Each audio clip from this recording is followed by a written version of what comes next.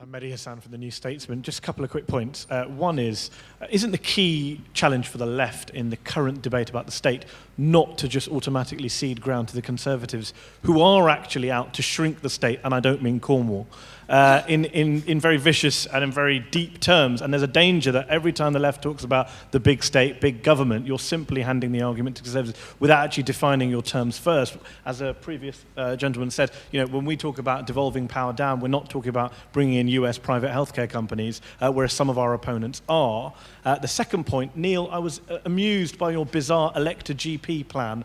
I'm not sure how that would work. Would there be two GP parties with manifestos, with one offer more antibiotics than the other? On a serious note, there is this issue where we think that electing everyone and giving people lots of votes for lots of different institutional groups helps build a good society automatically. My wife's a Texan. Go to Texas and see what their elected sheriffs and elected judges get up to. It ain't pretty.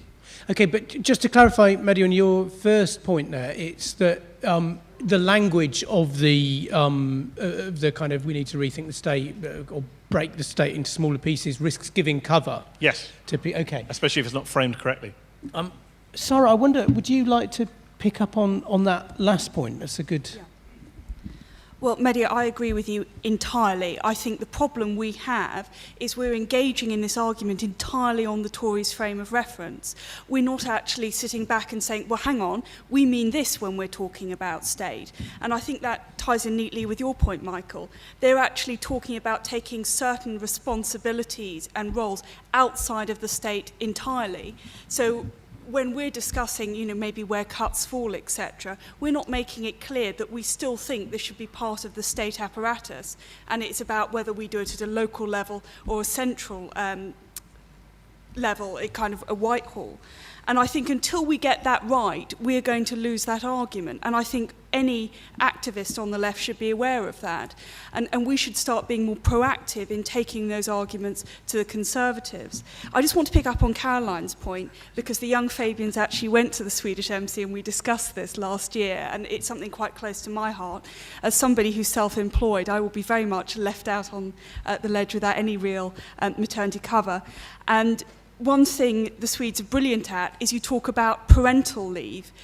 Even though Labour have done great things with maternity, paternity leave, the fact that in Sweden it's called parental leave, I think shows a complete difference in how you're approaching it over there.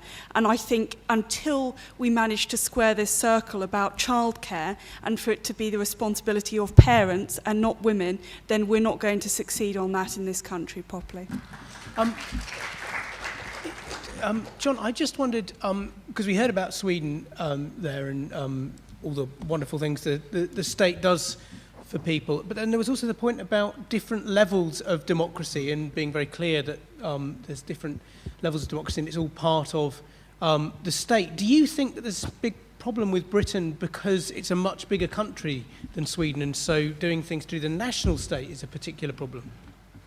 I don't think the problem is scale. I think the problem is the fact that we had an empire, and that we have, and I'm a historian of the British Empire more than anything else, as well as being a Labour activist and so forth. And our history is of creating a state which is about ruling, very large places, in a very authoritarian but not particularly effective way. And I think that's actually the kind of model of state power that we have now. And I think in a sense it's that this fantasy that Whitehall and Parliament and so forth has about its ability to what's that Bevan phrase about, a kind of pail dropping somewhere in a kind of, in a hospital somewhere, I won't hear it. This is madness, but it's because we have this kind of delusory idea of kind of what Whitehall and Parliament are about that we can, we kind of sustain this. So I think there are huge obstacles, what the metropolitan kind of political and bureaucratic elites kind of mistrust in local organisation being one, our history being another in some ways. So that's elements of our history to kind of localising and to actually kind of democratising. But I think that against that there's people's kind of sense of love and affection for local institutions. Kind of the kind that we've been talking about, and the way in which people really do organise around those local institutions. Tim talks about people not wanting to participate. Well, when something is going wrong, when something is being lost, people organise incredibly well. Sure Start, people organise very well. People get involved in their local schools, they etc. if you ask them just in the abstract, maybe they're not interested, but when in reality people do really get involved to sort of engage in the kind of democratic participation we're talking about. And now I think we can probably go on for a few more minutes because we started late. I think that's... So I think we're, yeah. Yeah, so we've got another 5-10 minutes. I just wondered, Neal, if I could pick you up on one particular political challenge that the left's got right now, which is that with this coalition, it's a bit hard to work out whether it's, I think, whether it's centralising or decentralising, in that parts of the state that we've traditionally thought of as, you know, the local bit of the state, councils are being weakened in some ways, particularly one thinks of education, whereas, of course, more individual institutions, whether it's hospitals or whether it's academies, are supposedly getting a lot more clout. Should we say that they're breaking things up and take that bit of it seriously, or should we just say it's centralism by the back door? Well, it's a political project, and all political projects are paradoxical. They have contradictions, and the Tories have contradictions just as the left have, you know, contradictions and paradoxes. I think if there is a pattern, it is that they're taking away powers from democratic, accountable organisations and handing them to undemocratic, unaccountable organisations, you know, chains of academies, that kind of thing. And that's, you know, and it should be condemned for those reasons. And just to pick up on a few other points, Sweden is a great example, but it worked from the 1930s and took through to the kind of 1970s and 1980s. It was a kind of 50 to 60, you know, year project, quite rightly. And we should look at our politics in that kind of timescale, and we should have the kind of proportional representation which allows you to build the consensus for that kind of radical reform over time, which is exactly the right thing to do. I think we should look about passing powers up. We haven't mentioned Europe at all. There is, in effect, a European state. And if you want to kind of end the kind of race to the bottom over issues like corporation tax, then we have to pass powers up to a European level in order to do those kind of things. Mehdi, it is really difficult. You know, things like how do you make GPs more accountable? You probably then favour exit, you know, or old-fashioned loyalty. I know voice is difficult, but I think it's the best way of trying to hold people to account. There are no easy answers on this, but, you know, I don't want to see the middle class walk out, and I don't want people just to be there kind of loyally and deferentially. I want pressure on these people to perform more effectively. I think it can work as part of a package. It's always part of a package of target, centralisation, voice, choice, etc. It's getting the package right that matters. And let's have this strong state. Let's have this strong state that will pass our version of Glass-Steagall and break up the banks. Let's have real Keynesian demand management from the centre. Let's have a programme of council house building. And let's open that out to real league tables of performance. League tables that say how democratic the organisation is, how egalitarian, how sustainable. Does it promote well-being? They're the judgments on which we should, you know, determine whether the state is operating effectively or not. Thanks very much, and I can just feel, I think Tim and possibly also Paul trying to chip in there. Okay, I'll go first. I love the point on Sweden, and I love Sweden. I mean, I think it going back to what we were talking about. I mean, what is your conception of the state?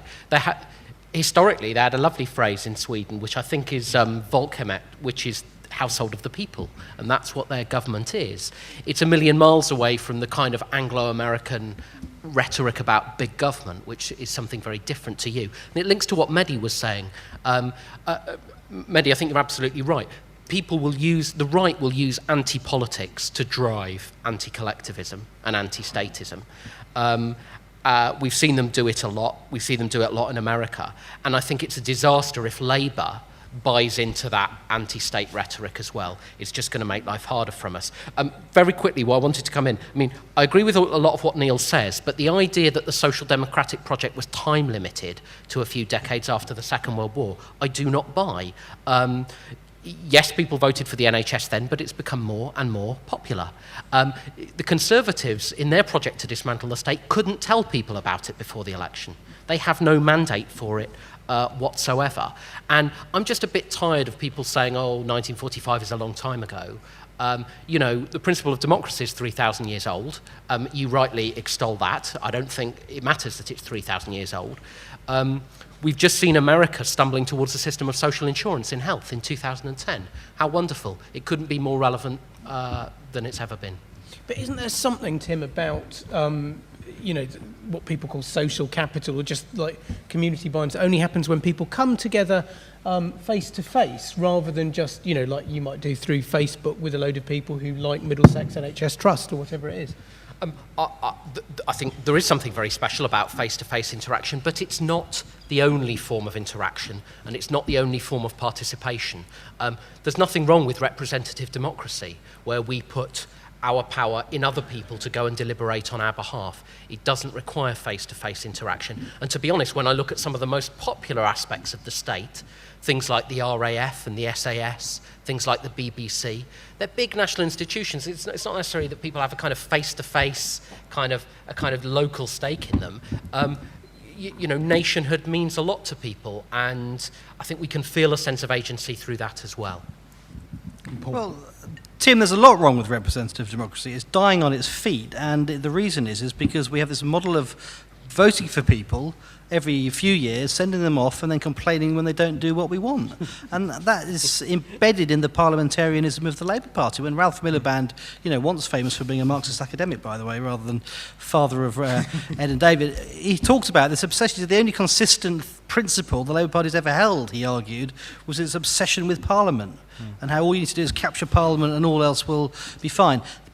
Picking up the Swedish point, though, my understanding, and I'm not Swedish and therefore bow to your obvious advantage in this debate, but isn't Sweden all about local control of the services? It's about the trade union movement being much stronger, having stronger local government. Aren't these childcare organisations run by local agencies? And although the state sets the framework, civic society is much, much richer and deeper than anything we've ever experienced in this country. That was always the attraction of the Swedish model to me. Can I pick up the point Duncan made about tax as well? You say, well, the central state's needed to order to raise taxes and then distribute wealth, but what's wrong with local taxation? I think if local authorities... Well, you should have more of the latter and more of the less of the former, though. I think if cities were allowed to set their tax rates... More taxes from everybody. Well, okay. If you want just a bigger state with more taxes, then that's one way to go, isn't it? Can I draw your attention to a great book, which I'm sure you've read, which is Hilary Wainwright's book about reclaiming the state, which does talk about some of the things I mentioned, like Porto Alegre, but also talks about the New Deal for Community scheme that New Labour invented. When it worked at its best, and when the boards were locally elected, they had higher turnouts, non-traditional candidates coming forward, and a greater sense of participation and engagement, because the assets had been passed to those local groups and boards. It was a fantastic model, again, an experiment which then got trampled all over by the civil service. But, there are these seeds of hope there, and I think you can look around the world, you can look to things we've done, even here in the last 10 or 15 years, and see that you don't just have to vote for others to do it and then hope for the best. You can do it for yourself. Okay, I think we'd nearly got to finish, because even though we started late, we're getting towards the end of our allocated time, but I'll just take very quickly, and really must be quick because we're out of time, 2 questions here. Okay, the question before us is the state a problem? Look, we're living in a society with an insolvent banking system where the private sector has failed to produce economic development for 30 years. We're seriously talking about the state being a problem. The Tories are not only parking their tanks on their lawn, we've got panzer divisions streaking up the green sward. This was the Soviet Union in 1941. Half the shadow cabinet would be put up against a wall and shot for defeatism. Okay. Okay. Final point.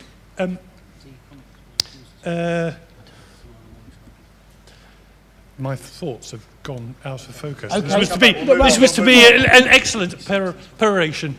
Okay, come on, we've got to go because we're nearly at the end. Come on. Oh. And just one there, and then... Thanks. I've been involved a little bit in the big society through working for an NGO and with young people and young people's participation in society in various ways. One thing I think the genius of the big society will be that the state, now they've been voted in, will promise the people less. Having promised less, they'll deliver less, and the people will see them as being successful.